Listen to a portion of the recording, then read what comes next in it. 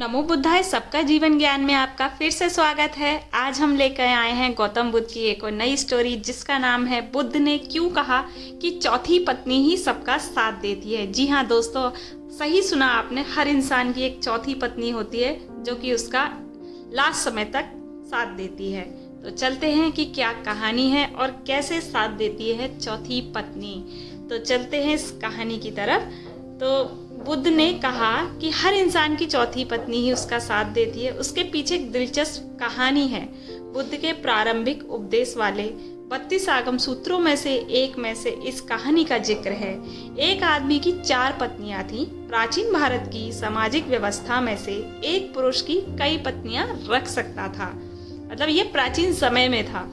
आदमी और उसकी 4 पत्नियां। एक बार वह आदमी बीमार पड़ गया। समय बीतता गया और उसे अपनी मृत्यु करीब दिखने लगी। उसने चारों को बुलाया और बारी बारी उन्हें अपने साथ चलने को कहा। व्यक्ति ने पत्नियों से कहा, मैंने तुम्हें दिन रात प्यार किया, उम्र भर तुम्हारा ख्याल रखा। अब मैं मरने वाला हूँ, क्या तुम मेरे साथ चलोगी?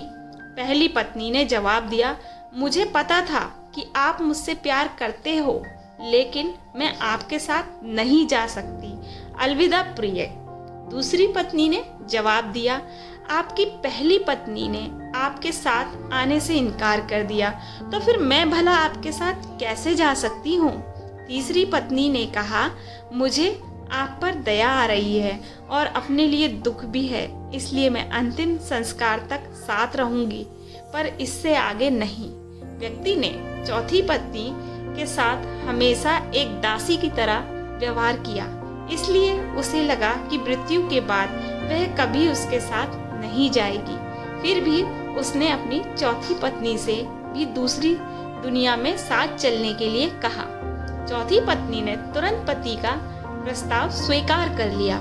चौथी पत्नी ने जवाब दिया, मैं आपके साथ जाऊंगी, कुछ भी हो जाए, हमेशा साथ रहने के लिए दृढ़ संकल्प में हूँ, आपसे अलग नहीं रह सकती। जी हाँ दोस्तों, चलिए आगे कहानी का सार कि आपको इस कहानी से क्या समझ आया। बुद्ध ने कहानी समाप्त करते हुए कहा, हर पुरुष और महिला की 4 पत्नी या पति होते हैं और हर एक की खास मतलब होता है। पहली पत्नी यानी साथी हमारा शरीर होता है। जी हाँ दोस्तों, पहली पत्नी साथी हमारा शरीर होता है जिसे हम दिन रात प्यार करते हैं, लेकिन जीवन के अंत में शरीर कभी साथ नहीं जाता।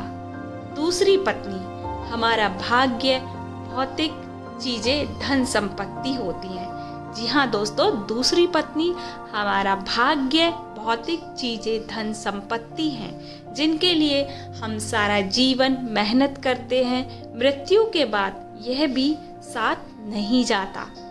आगे तीसरी पत्नी का अर्थ, जी हाँ दोस्तों, तीसरी पत्नी का अर्थ रिश्ते, नातों में से है।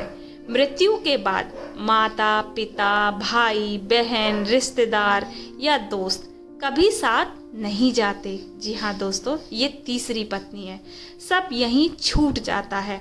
चौथी पत्नी यानी चौथी पत्नी हमारा मन या चेतना है। मन या चेतना है। क्रोध, लाभ, असंतोष कर्म के नियम हैं। हम अपने कर्म से सब कभी पीछा नहीं छोड़ सकते।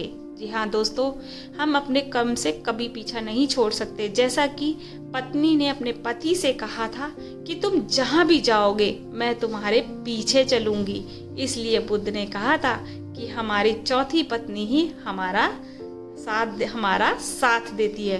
तो दोस्तों, इस छोटी सी कहानी से आपको काफ़ी सीख मिली होगी और काफ़ी कुछ समझ आया होगा कि चौथी पत्नी हमारा किस तरह से साथ देती है।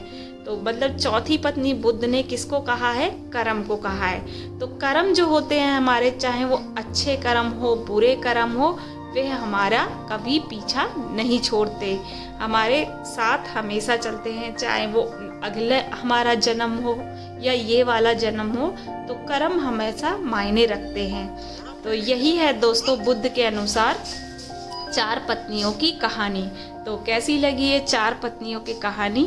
तो ये हर इंसान के साथ ही है, मतलब बुद्ध ने पत्नियों का नाम दिया है, तो ये हर किसी इंसान के साथ ऐसी घटना घटित होती है और इसी पे आधारित बुद्ध ने इसे 4 पत्नियों का नाम दिया। तो दोस्तों, ये कहानी अपने फ्रेंड्स और फैमिली के साथ लाइक शेयर सब्सक्राइब करना। मेरे इस चैनल पर मोटिवेशनल और भी बुद्ध की स्टोरी है, वे आप देखिए, अपने फ्रेंड्स और फैमिली के साथ लाइक शेयर एंड सब्सक्राइब कीजिए।